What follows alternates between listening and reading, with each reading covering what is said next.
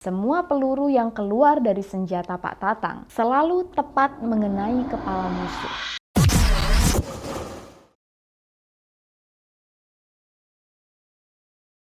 Di antara 41 sniper terbaik di dunia, ternyata ada satu nama yang datang dari Indonesia. Dia adalah Tatang Koswara. Beberapa kali ada subscriber yang komen terus bilang, "Kak, tolong dong bahas tentang Tatang Koswara." Nah, setelah kita riset, rupanya nggak terlalu banyak informasi tentang beliau. Tapi, kehidupannya sangat menarik dan patut buat dikenal oleh kita-kita. Mudah-mudahan namanya terus diingat juga oleh generasi setelah kita. So, buat kalian yang penasaran siapa sih sosok Pak Tatang Koswara?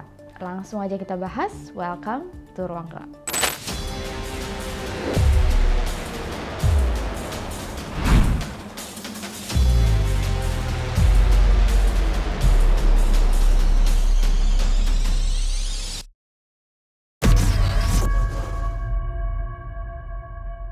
Tatang Koswara lahir di Cibaduyut, Bandung pada tanggal 12 Desember 1946. Ayahnya seorang tentara, tapi sejak kecil Tatang udah bilang, "Ayah, pokoknya Tatang gak mau jadi TNI." Kenapa? Iya, soalnya gajinya kecil, Tatang nggak mau. Gue juga baru tahu ternyata gaji tentara kecil. Apa karena zaman dulu kali ya? Zaman sekarang mungkin udah gede. Anyway, Tatang dari kecil suka banget main sepak bola. Setiap kali ada perlombaan dia selalu ingin ikut dan beberapa kali juga pernah menang. Waktu ada turnamen sepak bola, Pak Tatang ikut. Nah, di pertandingan turnamen ini, dia ketemu dengan seorang bapak bernama Pak Dandim. Rupanya Pak Dandim adalah perwira TNI, tapi ya udah sekedar tahu-tahu aja. Rupanya mungkin sudah takdir kali ya. Di tahun 1967, Pak Tatang disuruh ibunya untuk nganterin adiknya mendaftar menjadi tentara.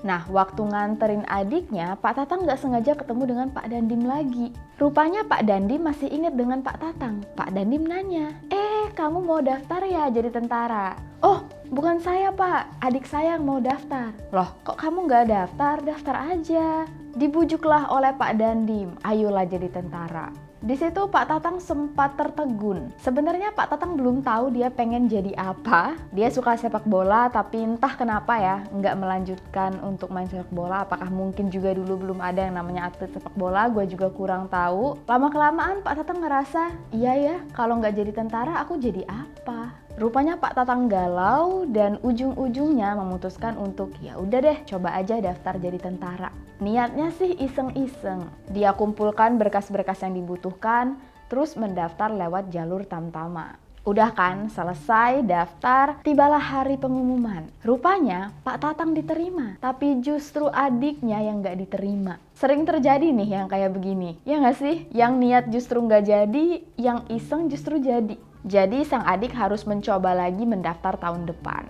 Nah, semenjak Pak Tatang masuk ke dalam dunia militer, rupanya ada banyak atasan atau senior yang sudah lama memperhatikan Pak Tatang. Bisa dibilang Pak Tatang punya kemampuan menyerap informasi dan ilmu pengetahuan dengan cepat. Semua pembelajaran mulai dari menembak, berenang, pokoknya hal-hal yang menyangkut fisik bisa dengan mudah ditaklukkan oleh Pak Tatang. Pak Tatang juga dikenal sebagai orang yang sangat baik, membantu teman-teman sejawatnya, dan bisa dibilang salah satu yang paling unggul dari angkatannya.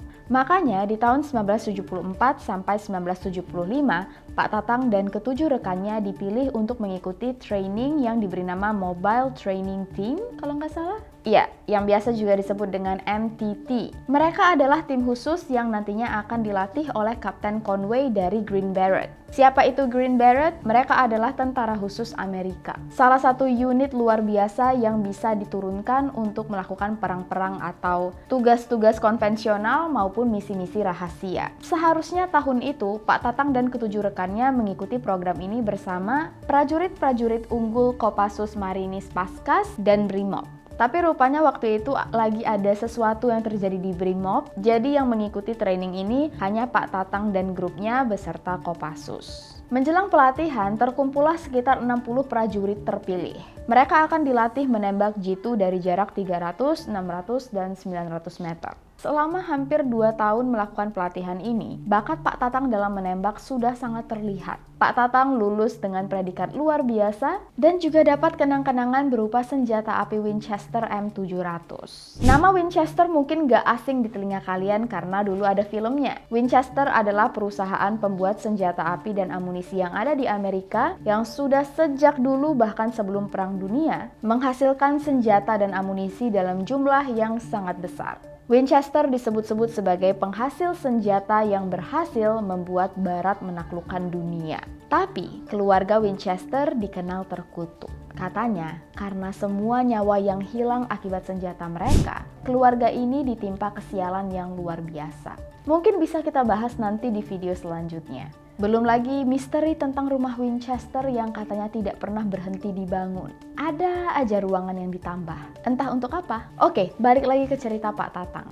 Dari 60 prajurit terpilih yang mengikuti pelatihan tadi, rupanya yang bertahan sampai akhir hanya sekitar 17 orang saja. Yang berarti Pak Tatang ini luar biasa, karena dia dapat predikat luar biasa. Oke, kenapa luar biasa 2 kali? Sepulang dari pelatihan, Pak Tatang ditugaskan di Pusat Pendidikan Infanteri atau Pusdiktif yang berlokasi di Cimahi. Tapi karena Indonesia waktu itu sedang memiliki konflik di timur, Kolonel Edi Sudrajat yang dipindah tugaskan ke timur meminta Pak Tatang secara langsung untuk menjadi pengawal pribadinya. Sekitar tahun 1977 sampai 1978, Pak Tatang ditugaskan untuk melakukan misi-misi rahasia. Pak Tatang sendiri ditunjuk langsung oleh Letnan Ginting. Pak Tatang diberi 2 misi rahasia. Misi pertama yaitu untuk melumpuhkan 4 kekuatan musuh, yaitu menghabisi para sniper, komandan, operator radio, dan anggota pembawa senjata.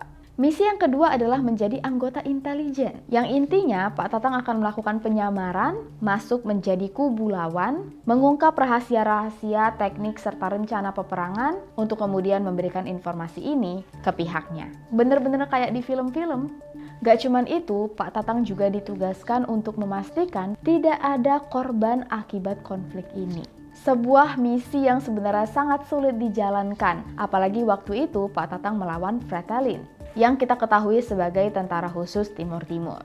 Anggota Fretilin juga bukan tentara kelas teri, justru mereka bisa dibilang sangat terlatih dalam medan perang. Sebelum menjalankan misinya, Pak Tatang mempersiapkan semua perbekalannya secara sembunyi-sembunyi, karena nggak satu pun anggota keluarganya tahu. Sebagai seorang mata-mata, Pak Tatang memang harus menyembunyikan informasinya, terutama tentang keluarga. Karena kalau identitasnya ketahuan, bisa jadi akan ada banyak musuh atau orang-orang jahat yang menyerang keluarganya. Dengan berbekal senjata AK-47, obat-obatan, radio komunikasi, teropong siang malam, dan juga senjata Winchester M700 yang dihadiahkan kepadanya, Pak Tatang pergi ke medan perang. Pak Tatang juga menyiapkan 50 butir peluru yang dicat putih berkaliber 7,62 mm yang akan dia jadikan sebagai peluru utamanya. Sewaktu sampai di medan perang, Letnan Ginting menyarankan mereka semua untuk bersembunyi di salah satu tebing yang paling tinggi. Tapi Pak Tatang meminta diskusi lebih lanjut karena khawatir justru bisa jadi ini adalah jebakan. Memang sih lokasi tebing paling tinggi itu sangat strategis dan nyaman untuk mereka, tapi anggota Fretilin mungkin juga sudah menebak dan punya rencana untuk melakukan penyerangan di lokasi itu. Jadi Pak Tatang memilih lokasi tebing lain sebagai tempat persembunyiannya. Dan rupanya firasat ini benar. Beberapa tentara yang tidak mau mengikuti saran Pak Tatang tetap pergi ke tebing yang lebih tinggi dan mereka hampir ditembak mati oleh tentara Fretilin. Waktu tahu rekannya diserang, Pak Tatang langsung menghubungi Kolonel Edi Sudrajat, minta disiapkan rombongan patroli untuk mengalihkan perhatian. Berhubung waktu itu pihak Pak Tatang dan anggota rekannya yang bisa menembak jitu 300-600 meter lagi aman, kalau perhatian musuh teralihkan, mereka bisa balik menyerang. Jadi Kolonel Edi Sudrajat langsung melepas beberapa pasukan. Nah, giliran Pak Tatang dan rekannya yang harus menjalankan tugas, menyerang dari belakang. Letnan Ginting menghitung semua parameter untuk mengarahkan musuh yang berpotensi bisa dilumpuhkan.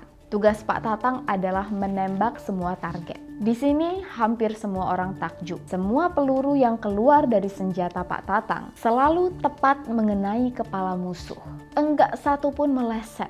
Enggak ada peluru yang terbuang sia-sia. Setelah 49 kali menembak targetnya, Pak Tatang berhenti. Dia sengaja menyiapkan satu peluru. Untuk siapa? Untuk dirinya sendiri. Kalau misalnya Pak Tatang tertangkap, dalam keadaan terdesak, Pak Tatang merasa mengakhiri hidupnya sendiri jauh lebih baik daripada dijadikan sandera atau tawanan perang. Gua kurang tahu, tapi mungkin kalau dari film yang kita biasa tonton, memang kan kalau ada yang ketangkep itu selalu disekap, terus disiksa, sengaja nggak dibunuh, alasannya supaya bisa menjadi sumber informasi. Mungkin itu juga maksud Pak Tatang. Ada juga saat di mana Pak Tatang akan menembak seorang prajurit yang naik kuda. Dalam satu tembakan, prajurit ini langsung jatuh. Saat ada petugas operator radio musuh yang sedang berkomunikasi dengan jarak 100 meter, Pak Tatang enggak terkendala masalah apapun untuk langsung melumpuhkan orang ini. Cukup dengan satu tembakan. Di dalam buku Satu Peluru Satu Musuh Jatuh karya Awinardi, dikatakan Letnan Ginting cuman bisa geleng-geleng kepala waktu menyaksikan Pak Tatang bertempur dengan mata kepalanya sendiri. Pak Tatang selalu mempunyai rencana dan perhitungan yang akurat bagaimana menghabisi para targetnya tapi bisa kabur dan bertahan hidup. Pak Tatang selalu punya rencana dan perhitungan yang matang supaya bisa menembak semua targetnya tapi juga bisa keluar dari medan tempur dalam keadaan hidup-hidup. Waktu itu Pak Tatang pernah ditugaskan untuk menembak sang komandan musuh. Sekitar jam 5 sore, Pak Tatang melakukan aksinya, tapi rupanya aksinya ketahuan. Pak Tatang langsung diserbu oleh musuh, sekitar 30 prajurit langsung mengejar dan menembakinya, tapi Pak Tatang beruntung karena cuma ada satu peluru yang menembus kakinya. Itu pun Pak Tatang langsung lari menyelamatkan diri dan mengikat kakinya, biar pendarahannya tidak berbahaya. Aksi yang benar-benar luar biasa, karena Pak Tatang berhasil menembus jantung perlawanan musuh dari jam 10 pagi sampai jam 5 sore, berhasil menuntaskan misinya dan selamat. Berhari-hari Pak Tatang berkamuflase meringkuk di daerah lawan tanpa ketahuan itu udah luar biasa banget. Disebut-sebut Pak Tatang adalah tentara luar biasa yang 4 kali terjun ke medan perang dan diperkirakan telah menghabisi 80 pasukan musuh. Sekembalinya dari medan perang, Pak Tatang menutup rapat-rapat semua cerita dan pengalamannya. Seperti yang gue bilang tadi, Pak Tatang takut banget identitasnya ketahuan. Pak Tatang sangat-sangat tidak mau keluarganya ikut dalam bahaya. Waktu itu keluarga Pak Tatang, istrinya, anak-anaknya nggak ada yang tahu kalau Pak Tatang adalah tentara dan juga anggota intelijen. Saking rahasianya, semua baju dinas, peralatan, penghargaan selalu disimpan oleh Pak Tatang di dalam kotak yang ditutup rapat-rapat, dikunci dan disembunyikan di dalam kamarnya. Pak Tatang bahkan sempat disebut sebagai hantu oleh para tentara Fretilin karena mereka nggak tahu siapa sih yang nembakin. Pada tahun 2000, sebuah buku berjudul Sniper Training Techniques and Weapons yang diterbitkan oleh Peter Brooksmith menulis nama Pak Tatang sebagai salah satu dari 14 sniper paling mengerikan di dunia. Kehebatan Pak Tatang Koswara lebih unggul daripada para sniper negara-negara lainnya. Di dalam buku ini Pak Tatang mendapat skor 41, sedangkan Philip G. Morgan mendapat skor 53 dan Tom Ferran mendapat skor 41. Ini adalah nama-nama sniper terbaik di dunia. Nah, setelah Pak Tatang pensiun dari TNI, hidupnya biasa-biasa dan sederhana banget. Sesuai dengan omongan Pak Tatang waktu kecil, karena gaji TNI tidak seberapa. Untuk menyambung hidup, Pak Tatang dan istrinya membangun rumah makan. Pak Tatang dan istrinya membuka warung makan di lingkungan Kodiklat TNI AD Bandung. Pak Tatang menghembuskan nafas terakhirnya waktu berusia 69 tahun, tepat pada tanggal 3 Maret 2015, setelah dia hadir di acara Hitam Putih. Dan itulah kisah Pak Tatang Koswara, salah satu nama pahlawan yang seharusnya kita ingat. Dan sampai di sini dulu video kita kali ini. Jangan lupa untuk klik like, subscribe, nyalain loncengnya, share ke teman-teman kalian, follow Instagram kita di sini dan TikTok gue di sini. Thank you so much atas semua dukungan dan juga support yang sudah kalian berikan. Lebih dan kurang gue mohon maaf, and I'll see you guys very soon in the next video. Please stay safe, take care, and stay alive.